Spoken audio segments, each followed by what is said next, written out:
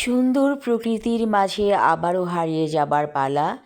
এই যে একটা নদী দেখতে পাচ্ছি, নদীর পানিটা অপরিষ্কার। এটাই হচ্ছে সেই বালু নদী। এই নদী দিয়ে অনেক দূর পর্যন্ত যাওয়া যায়। এটি তুরাগ নদীর শাখা এবং এই নদী দিয়েই বড় নদীতে যাওয়া যায়। সুন্দর একটি গ্রাম, মেঠো পথ, সব কিছু মিলিয়ে যেন প্রকৃতির একটা সবুজ রঙের ছোঁয়া। চারপাশে গাছগাছালি, সবজির ক্ষেত, বালু নদীর অংশবিশেষ। সত্যি অপূর্ব সুন্দর, কিন্তু বালু নদীর পানিগুলো অপরিষ্কার, নোংরা, এতে একটু দেখতে খারাপ লাগে। বিভিন্ন কারখানার বর্জ্য এই নদীর পানিতে পড়ে, যার কারণে এই পানির রং কালো হয়ে গিয়েছে।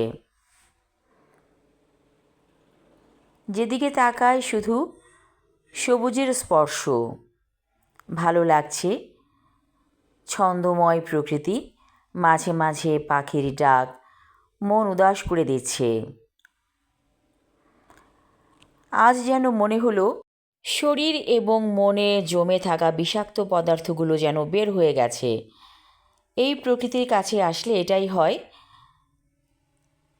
ভালো লাগছে। সবুজের স্পর্শ। দূরে ধান ক্ষেতের মধ্যে কিছু কালো ছাগল দেখলাম। সবুজের মাঝে কালোর স্পর্শ একটু অন্যরকম। চোখ জুড়ানো, মন ভুলানো প্রাকৃতিক দৃশ্য। দূরে একটা ট্রলার যাচ্ছে। এসব ট্রলারে বালু নিয়ে যাওয়া হয় এপার থেকে ওপারে। মাটির কন্যা তুমি কোথা যাও একা একা, এই মাটিতেই তৈরি তুমি মাটির কন্যা।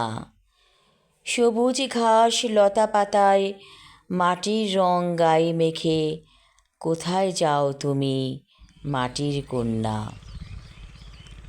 এই যে বাঁধাকপি ক্ষেত, এই ক্ষেতটাকে আমার অনেক ভালো লাগে। অর্থাৎ বাঁধাকপির পাতাগুলো মনে হয় যেন একটু অন্যরকম। সবুজের ছোঁয়া চোখ জুড়িয়ে যাচ্ছে। এ কোন বধূয়া তুমি যাচ্ছ হেঁটে, মাটির রং গায়ে মেখে, সবুজ লতা পাতার স্পর্শ নিয়ে। প্রকৃতির কোলে কেন তুমি যাও বারবার, কোন বাড়ির বধূ তুমি, কোথা থেকে এসেছো? তোমার কি একটু ভয় করে না সমাজের মানুষের কটাক্ষ? সমাজের মানুষকে ভয় করি না, যে যাই বলুক। আমি আমারই মতো সুন্দর, আমারই মতো অনন্য, হেঁটে যাব সবুজ প্রকৃতির মাঝে। ওই যে দূরে কিছু কচুরিপানার ফুল দেখলাম, মনটাই জুড়িয়ে গেল। এই যে মাটির রং কি সুন্দর, লাল মাটি। লাল মাটির পাশে সবুজ ফসল, অর্থাৎ সবুজ সবজির ক্ষেত, অসাধারণ সুন্দর। ওই যে কৃষকেরা কাজ করছে আপন মনে। ওরা সারাদিন কাজ করে এবং খাবার নিয়ে আসে বাসা থেকে।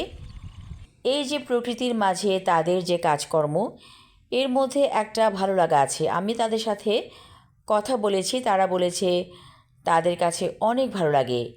এবং এই যে কৃষকের ভালো লাগা, তা থেকেই কিন্তু তারা আনন্দ নিয়ে কাজগুলো করছে। আপনি যদি আনন্দ নিয়ে কাজ করেন, তাহলে সেই কাজের প্রতিফল হয় অনেক ভালো। এই যে কৃষক কত কষ্ট করে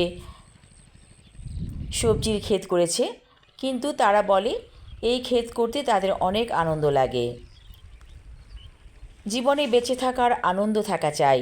আপনি যদি সারাদিন শুয়ে থাকেন, বসে থাকেন, ভালো লাগবে না। কাজ চাই, কর্ম চাই। কাজকর্মবিহীন জীবন, সে তো জীবন নয়।